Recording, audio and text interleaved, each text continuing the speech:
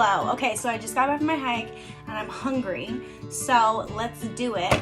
All right, y'all know I love an easy gluten-free meal, something fun, something quick, something yummy, right? This is the salmon Thai green curry in the little pouch that you microwave it in, and it comes with rice. So you're just supposed to put them in the microwave facing upwards for 90 seconds.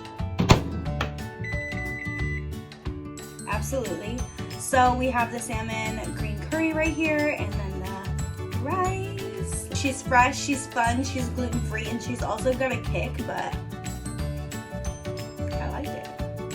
Using Shanyi Helion products. You can use any filling you want, but I wanted to give it a little twist using tuna curry rice filling.